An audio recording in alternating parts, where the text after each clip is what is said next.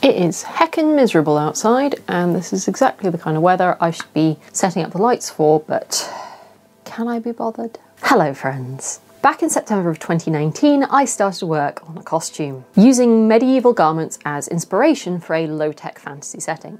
A mere 21 months later, and a long time after the event actually happened, that costume is finally finished. This project was a more or less textbook example of how not to do a project. So join me as we rewind the clock to the before times and unpack exactly what went wrong, when, why, and how I fixed it.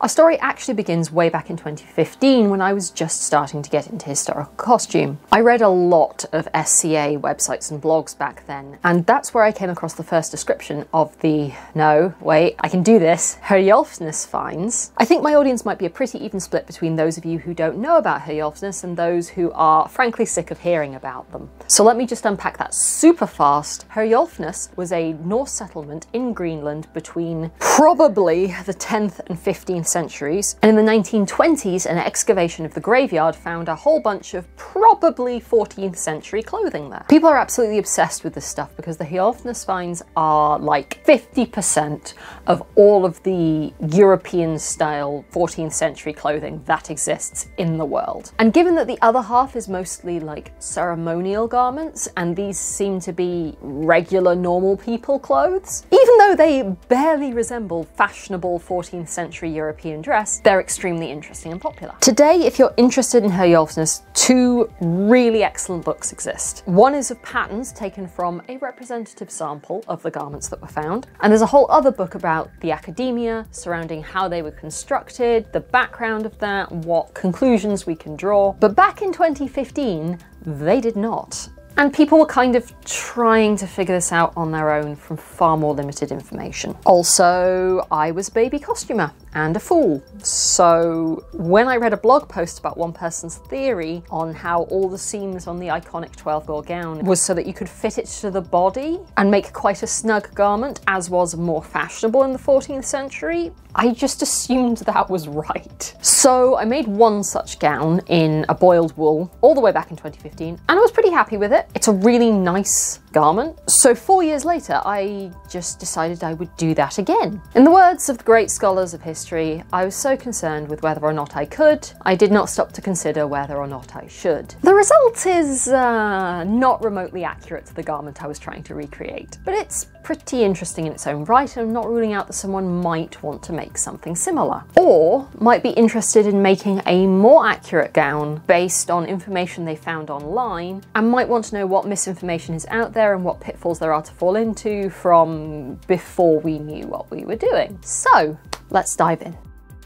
My fabric for this project was some unwanted cotton sheets, which meant I had to be a little bit creative since I was working with a limited yardage in 2 different colours. Using some very proper and correct measuring techniques. This footage is so old, look at how much hair I had. I marked out 2 long rectangles for the front and back, and then worked on the gores. There are 4 panels on each side, so I cut 4 rectangles and divided them diagonally to make 8 gores. Each one is wider at the bottom than the top, and on the straight grain on one side. I don't actually think this means all that much once you start fitting this thing, but in principle, it makes me feel better if the bias edges are contained on one side where I can keep an eye on them and their stretchy ways. Shifty bias. The sleeves, collar and the centre front and centre back godets are cut out of this green. At this point the sleeves are just rectangles, but trust me, we'll get into that later. Incidentally, if you're wondering what the difference between a gore and a godet is, allegedly a godet is inset into a piece of fabric or between 2 pieces of fabric, and a gore is a panel of a garment in its own right that's wider at the bottom than the top. But like everything in sewing, these terms are not used consistently and nobody cares if you get it wrong. So far,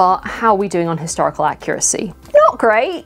I knew the fabric choice was inaccurate and this should be wool, but I wanted a lightweight washable fabric because this is a base layer. However, my gauze should actually have had the grain going straight up the middle of the panels, and there should only have been 3 at each side, not 4. Why? Because the back 2 gauze are actually one piece of fabric with a false seam down the middle. This is the kind of thing regular costumers would never have known about without accessible interpretation of the academic research by people who'd actually seen the garments. I'm not actually marking myself down for that one. The lower half of the side panels are sewn together and the upper half is just pinned, because we then start the fitting process. If you can distract yourself from the fact that my camera thinks these bottles of bleach are the focus of this footage, I'm pinching out all the extra fabric in each panel, trying to share it more or less evenly between the panels. I'll be honest, this was kind of difficult. I ended up sewing each seam multiple times as I tried to get this thing fitted enough for my liking while still able to go on and off over my head and without too much weird bunching and rippling in all of these seams. Historical accuracy check.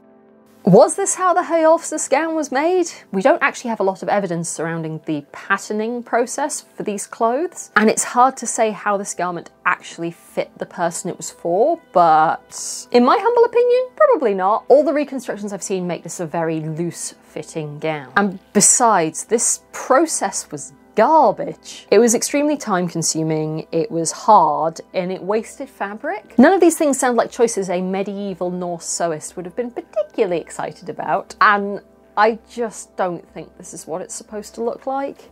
Then we come to the sleeves, and this, folks, is where it all went quite wrong. You see, in between the initial cutting out and the time of filming this clip, the first couple of videos of Morgan Donner's excellent Herjolfsnes reconstruction had come out, and the pattern didn't look anything like mine. I had planned to do the sleeves as straight rectangles with a square underarm gore, like a T-tunic or a basic shift, but the sleeves Morgan was making looked all curvy and shaped, and I panicked. I thought I would just shape the sleeves I'd already cut by adding an S-curve to the top and bringing in the sides, keeping some flare in the wrist, and I was sure it would be fine. It was not fine. It was not fine. But I wouldn't realise that just yet, because after setting the sleeves I went straight on to adding the front and back godets by sewing one side of the godet onto a flat piece of fabric and then cutting the slash and then sewing the other side. I genuinely can't figure out if this was genius or madness, but this is not how you usually set in godets. I just need you all to know that. The original gown is collarless, but I wanted a collar, so I just made it up. It was fine. I don't think people learn much from my dumb luck, I'll be honest, otherwise I'd go into much more detail. Just, if you start by tracing the neckline of your garment and making sure both sides are symmetrical, there's a limit to how wrong it can go. Kinda. And then the event happened. I wore this in the state that it was in, which was fine. It was barely visible. The event was really fun. I saw a bunch of my friends. We ran around a scout camp at night. There was singing and fighting and crying, and then I sacrificed myself to a dark god so that they could possess my body and wear me like a skin suit. The catering was excellent, you know, normal LARP stuff before the global pandemic. After that though, I had a chance to assess and make some decisions about this costume. First off, I absolutely hated these sleeves and the way they fit. Secondly, none of these seams were finished, and this was supposed to be a washable garment.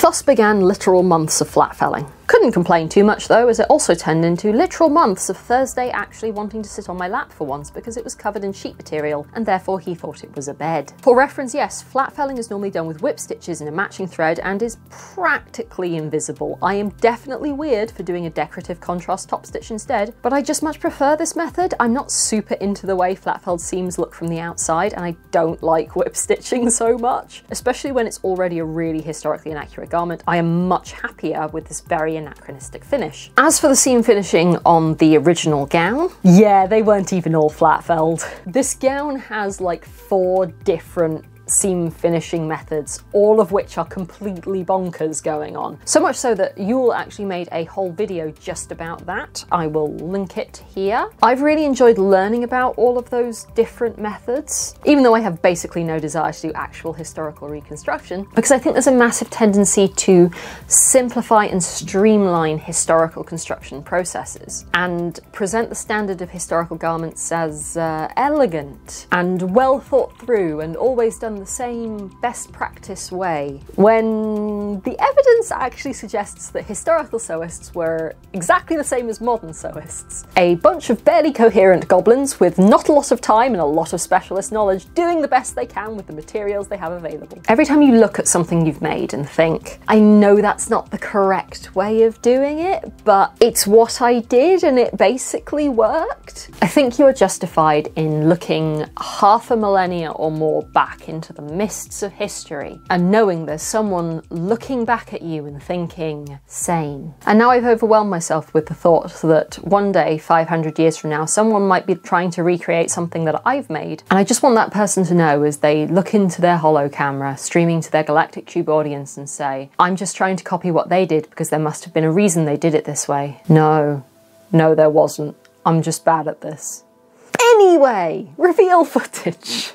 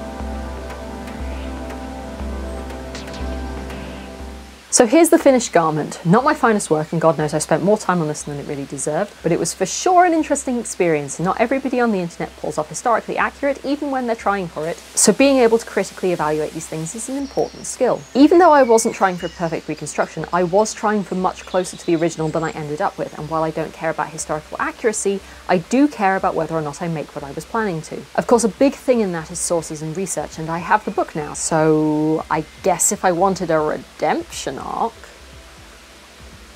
Thanks for watching, folks. As always, don't forget to subscribe if you'd like to see more projects like this, including the making of the patchwork coat that you will have seen in some of these clips. Give the video a like and leave me a comment down below if you've enjoyed this. In the description you'll also find a link to my Ko-fi page where you can leave a donation to support this channel and my next big projects, a series of videos for making LARP kit for outdoor games, and a bunch of vintage fancy dress patterns that I will be releasing in October. I'm currently doing a thing where if you donate £10 or more, non-anonymously, I'll put your name into one of the Halloween videos as a thank you. I hope you've all enjoyed this video, and I will see you next time. Thank God for framing, so you can't see what's currently all over the floor, because that's secret and I haven't revealed it yet. Redemption arc, redemption arc. If you could not, genuinely can't tell if we're Titanic era Leonardo DiCaprio, but either way, this is out of control.